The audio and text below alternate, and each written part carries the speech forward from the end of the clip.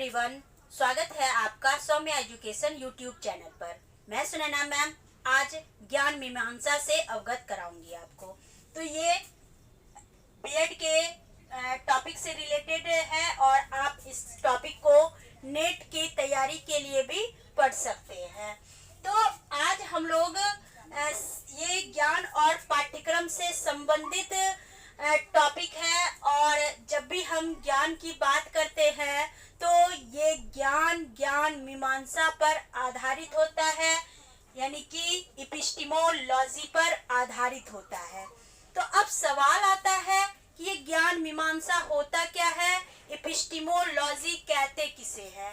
तो ज्ञान मीमांसा के लिए एक विशेष अंग्रेजी शब्द एपिस्टेमोलॉजी प्रयोग में लाया जाता है, जो ग्रीक शब्द के एपिस्टेमे और लोगोस से मिलकर बना हुआ है। ठीक है, तो एपिस्टेमे का शाब्दिक अर्थ होता है नॉलेज और लोगोस का शाब्दिक अर्थ होता है साइंस। एपिस्टेमे का मीनिंग नॉलेज और लोगोस मीनिंग साइंस, तो इसलिए हम एपिस्टेमोलॉजी को ज्ञान का विज्ञान या ज्ञान का सिद्धांत भी कहते हैं। तो हम ज्ञान मीमांसा के अंतर्गत हम क्या करते हैं, ज्ञान की विवेचना करते हैं और ज्ञान की विवेचना को हम मीमांसा की जाती है, यानी कि ज्ञान की विवेचना की जाती है। तो ज्ञान मीमांसा के अंतर्गत हम 3 प्रश्नों को क्रिएट करते हैं, यानी कि 3 प्रश्न ज्ञान मीमांसा में क्या होते हैं, समाहित होते हैं। तो कौन कौन से प्रश्न समाहित होते हैं? तो सबसे पहला प्रश्न होता है कि ज्ञान के स्रोत क्या हैं, सोर्स ऑफ नॉलेज क्या है। ठीक है, यानी कि वास्तविक ज्ञान कहाँ से आता है या हम उसे कैसे जानते हैं। तो ये प्रश्न ज्ञान की उत्पत्ति से संबंधित है। ठीक, दूसरा प्रश्न क्या है? तो दूसरा प्रश्न है कि ज्ञान का स्वरूप क्या है। ठीक है, क्या मन के बाहर कोई वास्तविक संसार है, और यदि ऐसा है तो क्या हमारा मन उस ज्ञान को जान सकता है। यह प्रश्न आभास या रियलिटी पर क्या है, आधारित है। तीसरा ज्ञान मीमांसा से क्या प्रश्न है? तीसरा ज्ञान मीमांसा के अंतर्गत आने वाले प्रश्न होते हैं कि क्या हमारा ज्ञान वैध और प्रमाणिक है, कि हम जिस ज्ञान की प्राप्ति कर रहे हैं या करना चाहते हैं उसकी कोई वैलिडिटी है, उसका कुछ जो है प्रमाण है। तो जिस या किस प्रकार का ज्ञान सत्य और असत्य है, या किस ज्ञान में हमें भ्रम या भेद की स्थिति उत्पन्न होती है, या बहुत सारे प्रश्न सत्य की परीक्षा या सत्य की कसौटी या सत्य की सत्यता पर क्या होते हैं, आधारित होते हैं, संबंधित होते हैं। तो यहाँ हम स्टूडेंट अगर संक्षेप में बात करना चाहे तो संक्षेप में हम क्या कह सकते हैं कि ज्ञान मीमांसा के अंतर्गत 3 समस्याओं का अध्ययन किया जाता है। पहला क्या समस्या, कि ज्ञान की उत्पत्ति, ज्ञान का स्वरूप और ज्ञान की सत्यता की कसौटी या ज्ञान की प्रमाणिकता। तो ये 3 क्या है, ज्ञान मीमांसा के अंतर्गत आने वाले 3 समस्याएं हैं। चलिए अब हम आगे बात करते हैं।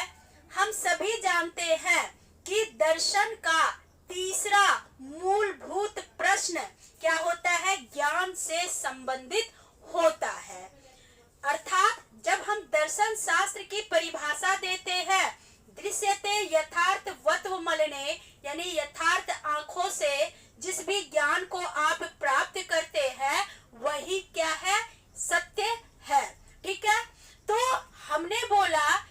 दर्शन का तीसरा मूलभूत प्रश्न ज्ञान से जुड़ा होता है और ज्ञान की विवेचना ज्ञान मीमांसा के अंतर्गत की जाती है।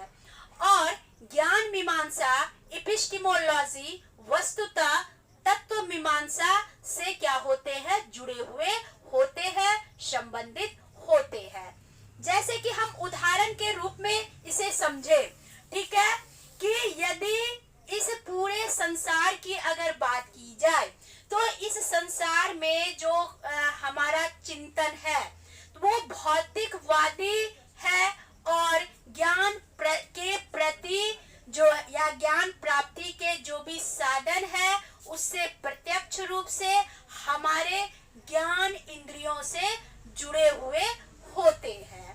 ठीक है, तो हम सभी में जितने भी भौतिक सुख सुविधाएं हैं, हमारी ज्ञान इंद्रियां जिन जिन बातों को अनुभव करती है या महसूस करती है या देखती है, तो उसे वो क्या करता है, प्रत्यक्षता पर यानी प्रत्यक्ष ज्ञान पर आधारित करता है।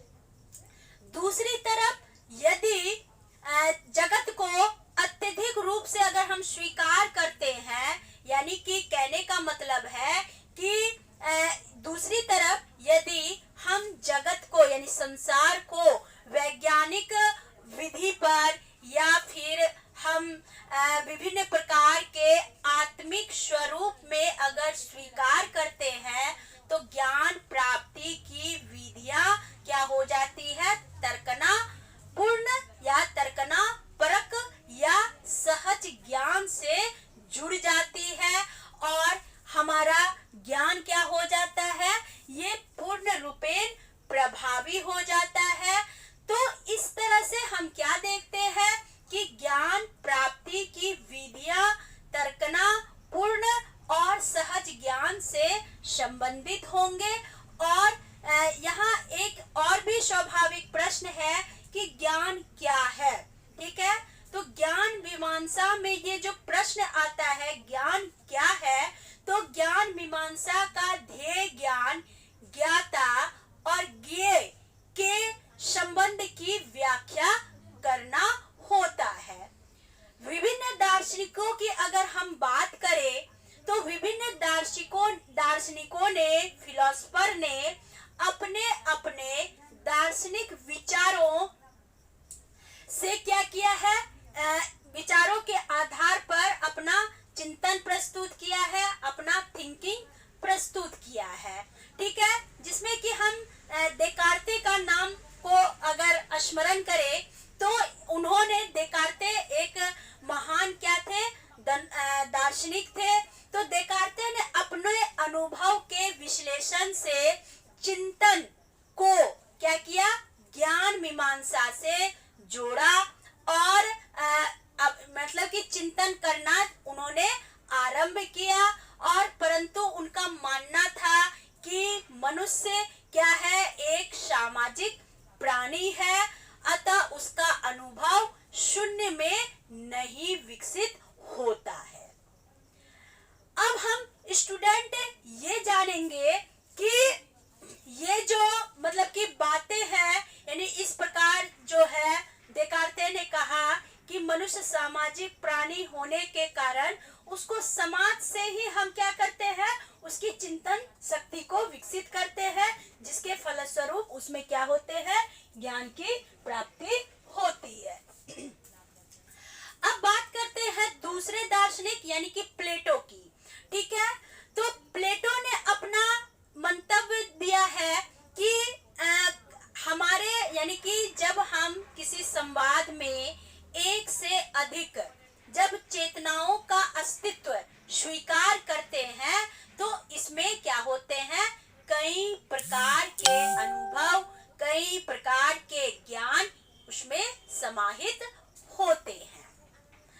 चलिए अब यहाँ देखेंगे कि जब ज्ञान मीमांसा मतलब कि कई प्रकार के विवेचनाओं को सर्वमान्य अवधारणाओं पर आधारित करती है, तो इससे क्या होता है, यानी कि हम जो सोचेंगे कि हर प्रकार के ज्ञान को हम यूनिवर्सल कर दे, तो ऐसा करना जो है कहीं कतई अच्छा नहीं होगा।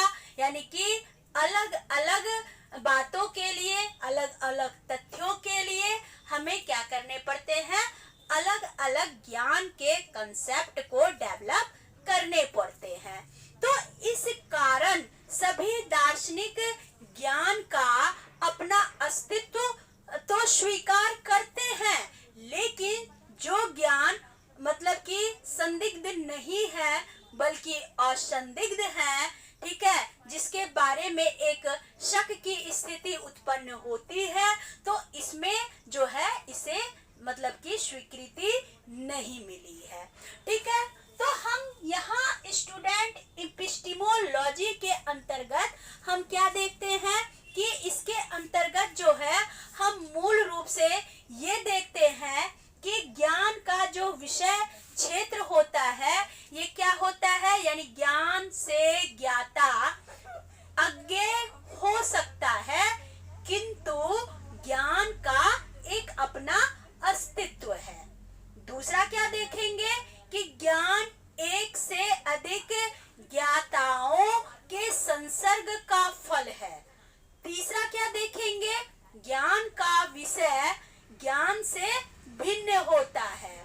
ठीक है, तो यहाँ प्रत्येक धारणा अपने मत को एक प्रामाणिकता पर क्या करती है, स्वीकार करती है, परंतु ज्ञान मीमांसा यानी कि एपिस्टेमोलॉजी इस दावे को उचित जांच और प्रमाणों को बिना स्वीकार नहीं करती है।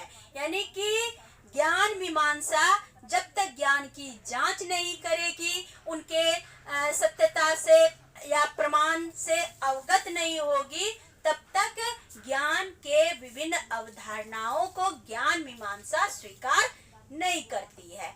तो ज्ञान की अवधारणा पर चिंतन से पहले ज्ञान के स्वरूप पर चिंतन करना क्या होता है, आवश्यक होता है। तो ज्ञान मीमांसा के दार्शनिक विवेचन में कुछ ऐसे मतलब कि यक्ष प्रश्न सदैव निहित रहते हैं, जैसे कि ज्ञान क्या है, ज्ञान प्राप्त किया जा सकता है या नहीं किया जा सकता है। तीसरा हम क्या देखेंगे कि ज्ञान प्राप्त कैसे मानव को प्राप्त होता है, यानी कि ज्ञान की प्राप्ति मानव को किस प्रकार हो सकती है, मानव ज्ञान को किस सीमाएं तक जो है पा सकता है। तो ये सारे जो है ज्ञान मीमांसा के कुछ दार्शनिक विचार हैं, जिसके बारे में अलग अलग दार्शनिक अपने अलग अलग मंतव्य को देते हैं। ठीक है, तो हम यहाँ देखें कि ये जो ज्ञान मीमांसा ज्ञान के स्वरूप पर क्या है, एक आधारित प्रक्रिया है। तो उम्मीद है स्टूडेंट कि आप सभी ज्ञान मीमांसा के बारे में बिल्कुल समझ गए होंगे, और अगर समझ रहे हैं तो कमेंट के माध्यम से बिल्कुल हमें बताइए। तो यहाँ हम ये भी जानेंगे, जहाँ हम बात कर रहे थे कि ज्ञान के स्वरूप की, तो ये पूर्ण रूपेण क्या है, ज्ञान मीमांसा का आधार है। ठीक है, तो स्टूडेंट आप ज्ञान मीमांसा की परिभाषा से अवगत हो गए, और हम ज्ञान मीमांसा के अंतर्गत जो है ज्ञान के स्वरूप को भी जानेंगे। ये हम जो है अगले वीडियो में जानेंगे। और अगर आपको हमारा वीडियो अच्छा लगे, आप ज्ञान मीमांसा को समझने में अगर अच्छे तरह से संतुष्ट हैं, तो फिर प्लीज आप कमेंट कीजिए। और जो भी स्टूडेंट हैं जो हमारे चैनल पर नए बने हुए हैं, वो प्लीज सब्सक्राइब जरूर कर लें, ताकि आगे के नोटिफिकेशन आपको मिल सके। तो तब तक के लिए आप सभी को बाय बाय।